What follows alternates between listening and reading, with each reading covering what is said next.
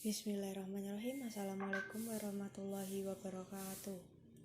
Di sini saya akan memaparkan tentang hasil diskusi kelompok saya yaitu kelompok 2 yang beranggotakan Muhammad Fakih, Nasiratun Aulia, Muhammad Lutfi Mahrus, Arafuli Nuha, Lili Zaidatin, Muhammad Kamil Hidayat, Dewi Ainur Rohmah, Salsabila Khairuniam, dan saya sendiri Iza Anissa. Komunikasi dirumuskan sebagai suatu proses penyampaian pesan atau berita ke beberapa orang. Dikarenakan komunikasi melibatkan seorang pengirim dan penerima pesan yang mungkin juga memberikan umpan balik untuk menyatakan bahwa pesan telah diterima. Tujuan komunikasi adalah berhubungan dan mengajak orang lain untuk mengerti apa yang kita sampaikan dalam mencapai tujuan. Ada dua jenis komunikasi, yaitu verbal dan nonverbal. Komunikasi verbal atau tertulis dan komunikasi nonverbal atau bahasa gerak tubuh. Fungsi informatif. Fungsi informatif adalah organisasi dapat dipandang sebagai suatu sistem pemrosesan informasi atau information processing system. Maksudnya, seluruh anggota dalam suatu organisasi berharap dapat memperoleh informasi yang lebih banyak, lebih baik dan tepat waktu. Berikutnya, informasi yang didapat memungkinkan setiap anggota organisasi dapat melaksanakan pekerjaannya secara lebih pasti. Informasi pada dasarnya dibutuhkan oleh semua orang yang mempunyai perbedaan kedudukan dalam suatu organisasi. Orang-orang dalam tataran manajemen membutuhkan informasi untuk membuat suatu kebijakan organisasi ataupun guna mengatasi konflik yang terjadi dalam organisasi. Sedangkan karyawan atau bawahan membutuhkan informasi untuk melaksanakan pekerjaan. Di samping itu juga informasi tentang jaminan keamanan, jaminan sosial, kesehatan, izin cuti, dan sebagainya. Untuk contohnya akan disampaikan Contoh dari fungsi informasi yaitu orang-orang dalam tataran manajemen membutuhkan informasi untuk membuat suatu kebijakan organisasi guna mengatasi konflik yang terjadi di dalam organisasi tersebut. Sedangkan karyawan atau bawahan juga membutuhkan informasi untuk melaksanakan pekerjaan, seperti halnya dalam penempatan tugas. Informasi yang didapat memungkinkan setiap anggota organisasi dapat melaksanakan pekerjaannya secara lebih baik. Fungsi regulatif. Fungsi regulatif ini berkaitan dengan peraturan-peraturan yang berlaku dalam suatu organisasi. Pada semua lembaga atau organisasi, ada dua hal yang berpengaruh terhadap fungsi regulatif ini, yaitu pertama, atasan atau orang-orang yang berada dalam tataran manajemen, yaitu mereka yang memiliki wewenang untuk mengendalikan semua informasi yang disampaikan. Di samping itu, mereka juga mempunyai kewenangan untuk memberi instruksi atau perintah, sehingga dalam struktur organisasi kemungkinan mereka ditempatkan pada lapisan atas, supaya perintah-perintahnya dilaksanakan sebagaimana semestinya. Jadi yang pertama itu di dalam pengajian kan ada ketua panitianya, dan itu membuat aturan supaya anggota-anggotanya itu menjadi disiplin dan taat aturan. Dalam berdakwah, dai pasti akan memerintahkan yang baik-baik seperti sedekah, sholat, puasa, dan itu umatku pasti akan melaksanakannya. Di dalam kegiatan pengajian kan pasti ada ketua panitia, dan ketua panitia pasti akan menginstruksikan kepada anggota-anggotanya. Jadi anggota harus siap sedia. Assalamualaikum warahmatullahi wabarakatuh. Di sini saya akan menjelaskan tentang fungsi persuasif. Dalam suatu organisasi, kekuasaan dan kewenangan tidak akan selalu membawa hasil yang sesuai seperti yang diharapkan, sehingga banyak pimpinan memilih mempersuasi bawahannya daripada memberikan perintah.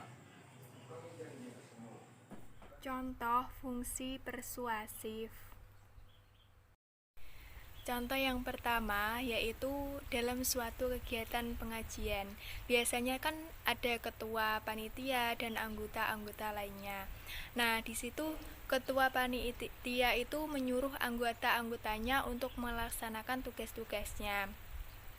Di samping beliau menyuruh, beliau juga ikut membantu dalam kegiatan pengajian itu. Tidak hanya menyuruh tetapi langsung ikut melaksanakan tugas tersebut. Contoh yang kedua yaitu dalam kegiatan berdakwah. Seorang dai mengajak mad'unya untuk melaksanakan ibadah seperti sholat dan puasa. Dai tidak hanya menyuruh atau mengajak, tetapi beliau juga melaksanakan sholat dan puasa, dan otomatis kan mad'unya ikut melaksanakan juga. Contoh yang ketiga yaitu dalam kehidupan bermasyarakat. Ada seorang warga memberitahu warga yang lain agar saling tolong menolong, karena Islam kan menganjurkan untuk kita saling membantu sesama yang lain. Warga tersebut tidak hanya menyuruh, beliau juga ikut mempraktekkan dalam kehidupan sehari-harinya agar warga yang lain bisa ikut melaksanakan kegiatan tersebut. Assalamualaikum warahmatullahi wabarakatuh. Di sini saya akan menerangkan mengenai pengertian dan fungsi integratif. Sebelumnya, perkenalkan, nama saya Muhammad Lutfi Makrus, NIM 19402 148. Ya. Kita akan membahas tentang pengertiannya. Fungsi integratif adalah fungsi yang mana fungsi tersebut didasari oleh penyediaan akses pendukung. Dimaksudkan agar anggota organisasi dapat menjalankan tugasnya secara optimal. Contoh, sebuah perusahaan memfasilitasi karyawannya untuk cuti selama beberapa waktu sesuai dengan kebutuhan karyawan tersebut butuhkan. Misalkan, jika ada orang karyawan perempuan sedang hamil, maka dirinya boleh meminta izin agar bisa beristirahat dan tidak melakukan aktivitas pekerjaan di kantor. Sekian penjelasan dari saya, kurang lebihnya mohon maaf. Assalamualaikum warahmatullahi wabarakatuh. Contoh fungsi integratif. Setiap organisasi pasti berusaha untuk menyediakan saluran yang memungkinkan karyawan dapat melaksanakan tugas dan pekerjaan dengan baik. Contohnya,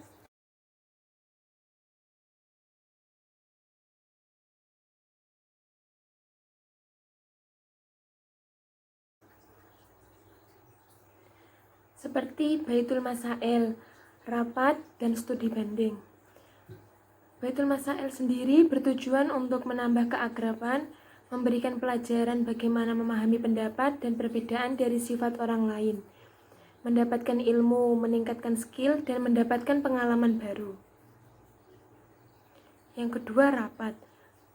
Saat mengadakan rapat, menyampaikan informasi kepada anggota, masukan berupa kritik atau saran, dan memecahkan masalah yang dihadapi secara bersama-sama. Yang ketiga, studi banding. Yang dimaksud studi banding ialah suatu kegiatan yang dilakukan dengan tujuan menambah wawasan dan pengetahuan yang akan diterapkan ke depannya. Kegiatan seperti ini tentunya sangat bagus demi mengembangkan sebuah organisasi agar menjadi lebih baik. Misalnya seperti kita dari Fatayat daerah A, kita studi banding ke daerah B, sedangkan daerah B organisasi Fatayatnya sangat maju. Dari masalah struktur, administrasi, pelaksanaan, kegiatan, maupun kedisiplinan sangatlah maju. Jadi, kita bisa mengambil pelajaran atau wawasan apa yang kita terapkan nanti di daerah kita.